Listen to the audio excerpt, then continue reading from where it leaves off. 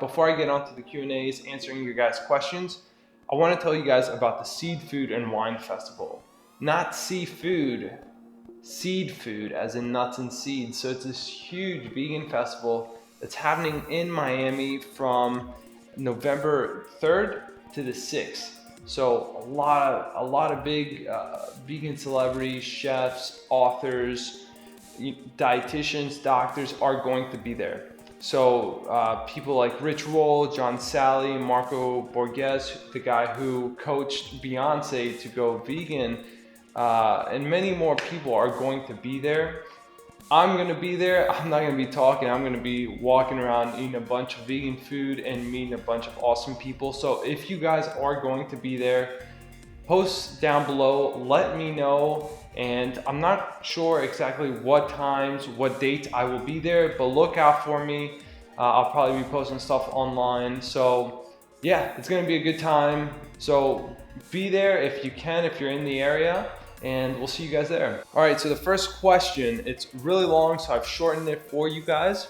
It's a message I got from this person who is 18 years old. They're straight out of high school. They're wondering whether they should major in nutrition and dietetics. They're worried about, going to school and being taught that milk is good for you and all that stuff. So, but they really want to promote a plant-based diet. Are there opportunities out there that will allow you to recommend a plant-based diet? And will I make a living doing it? So when I first started out, when I was in college, I actually questioned myself whether I should continue going down that path or, do something else like, get a personal trainer degree or just something that's really not gonna tell people to eat meat and dairy, eggs, and all these unhealthy foods. And I actually got desperate and I emailed basically all of my heroes that inspired me to major in nutrition and dietetics, and I emailed Dr. McDougall and then just a bunch of doctors and dietitians, and they all told me to go down this standard path of becoming a dietitian and majoring in dietetics, because that's what ultimately gives you the power to prescribe nutritional therapy. You become an authority in nutrition by becoming a dietitian. So there's no other field that will give you more power to prescribe a plant-based diet to people.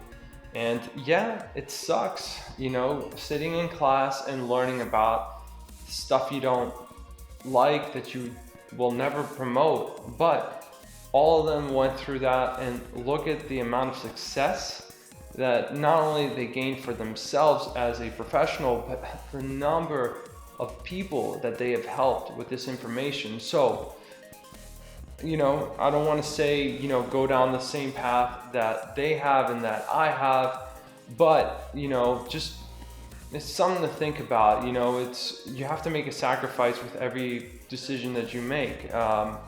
And that is a big sacrifice for vegans, I know, but in the end, it's totally worth it. Now, the other question was, will I make a living doing it? And, most people, considering their expenses, the amount of loans that they own for going to school, obviously the answer to this question, it all depends on many factors. But yeah, you can make a comfortable living as a dietitian. As a dietitian, you'd probably make more money than probably many of the artists that you listen to. So many of the musicians that you listen to are making less than probably what you would make as a dietitian. So that's a bit of perspective for you. But again, like I've said before, you're not going to be like, you're not going to have stacks of money and be super rich doing this, unless you write a bunch of books, you get hooked, and people really know who you are. But that's not a reason why you should go into this. The reason you should go into this is because you want to help people. Anytime that you do anything, it should always be, how can I help, you know, my customer or the person that I'm trying to reach. It's not, it shouldn't be for a personal reason. You know, how can you make money, or how can you become famous, or all this. It should always be about helping people. So do it for the right reasons. You can definitely make a comfortable living as a dietitian. Now, in terms of opportunities, you know, there's definitely organizations out there that are just vegan only. Like, for example, PCRM, they're a vegan organization that promotes a plant-based diet, nothing else, and they have dietitians working for them. So opportunities like that are awesome, because not only do you get to promote a plant-based diet, but you're surrounded by people that really promote and cherish the same message that you do. So organizations like that are great, but you know, you can still be a vegan RD out in the real world. I've even seen vegan nutrition positions open up in government agencies. Just because you're a dietitian does not mean that you're going to end up just counseling people and talking to people about their diet and changes that they can make. If you become a dietitian, you can go into public health, policy.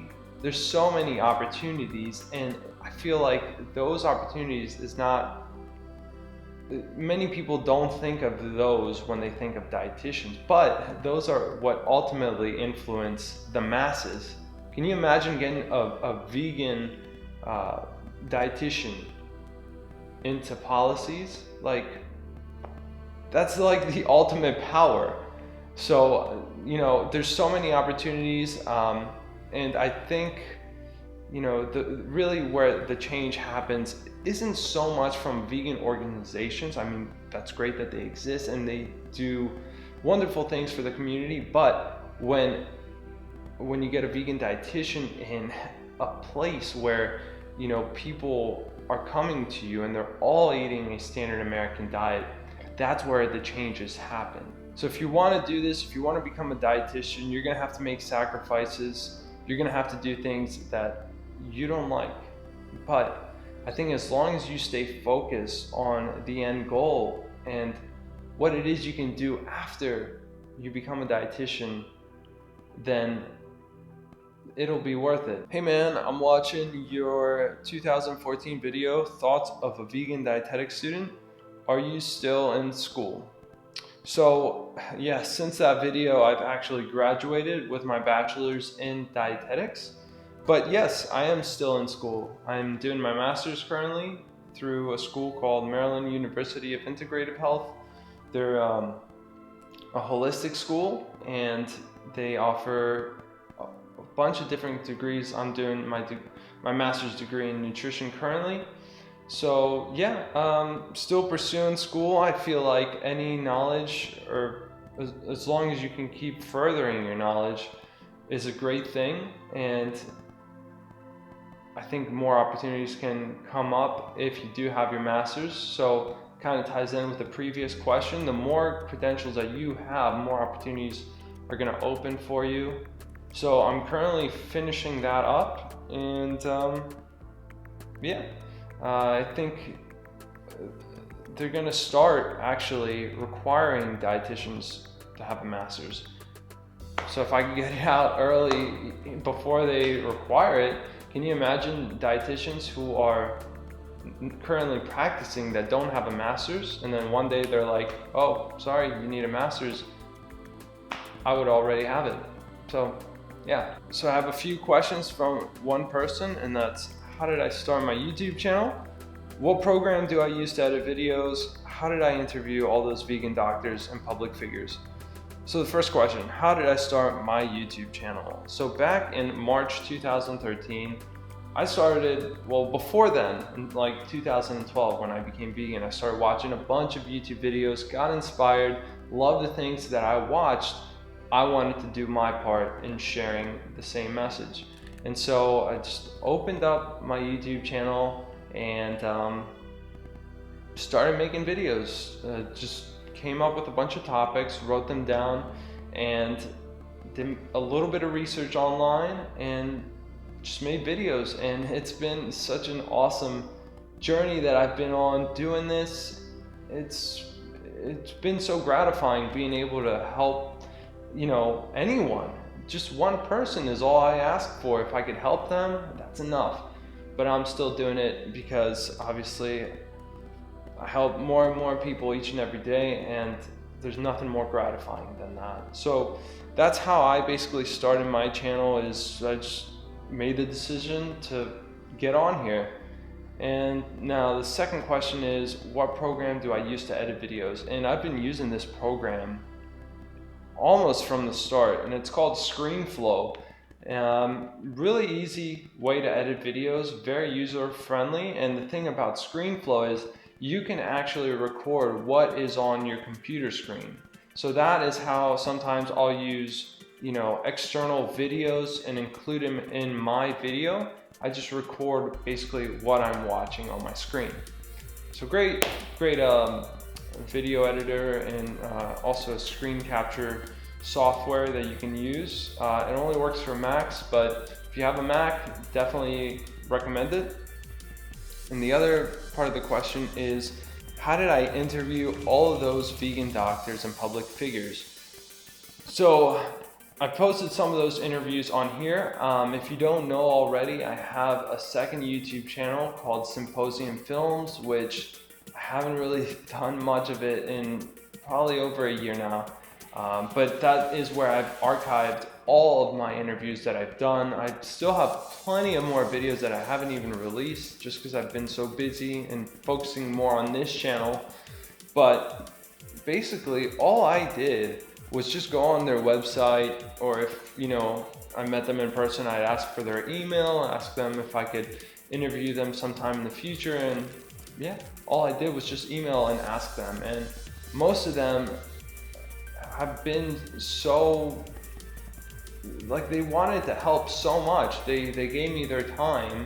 I was just starting out. Like my first interview, I had less than maybe 500 subscribers, and I wasn't reaching that many people, but these people that I asked to interview were just so willing to help me and just willing to get their message out there. It was such an awesome thing to experience, but yeah, that's all I did. And so many people would ask me, do I know them personally? Do I have some sort of connection? No, I just asked. Now you see a bunch of YouTube channels interviewing different public figures, vegan doctors, dietitians, and that's really great. Being able to give the other person the platform to come and speak on your channel, it's an awesome experience. Next question is a cycling question, and that is, should I buy a complete bike from a bike store, or should I build one? And building a bike doesn't necessarily have to mean that you physically put the bike together. You can take all the parts and take them to a bike shop and they put them together for you. But the question is, should you buy a bike that you see complete with all the parts on the bike at the bike store, or should you buy the individual parts and have them put together? Now, I've done both. I've bought a Giant Defy 1 and a Specialized Tarmac Sport straight out of the store. Great bikes, had nothing to complain about. But when I built my S-Works Tarmac and my Specialized LA Sprint, which I built, piece by piece, every piece had a purpose for why I bought it. You just can't beat that. I mean, just looking at my S-Works Tarmac, which is a pretty pricey bike and a pretty high-end bike, I bought it less than what somebody else would buy an S-Works Tarmac for. And theirs wouldn't have a power meter. Theirs wouldn't have the correct size stem. Theirs wouldn't have the correct size handlebars or saddle size. There's all these factors. Now, if you know exactly what size you need, then that's perfect, because you're ready to build. You can just buy things online when you see stuff on sale, and that's ultimately how you're gonna lower the price while riding a expensive bike. So yeah, the benefits for building a bike over buying a complete one is basically you get all the parts that you want, and the bike is going to fit you a lot better. and normally it's going to cost less as well. So definitely recommend building a bike. You know, it does take a little bit of knowledge, knowing what to buy and, you know, what sizes you need and all that stuff. So once you know that, then it really is just it's a very simple process. And if you guys have any questions, you know, you can always feel free to contact me, because what I want people to ride cool bikes that they enjoy riding, and just being out there on the road and participating in a sport that is so much fun and really healthy for you. Bananas on foil, why?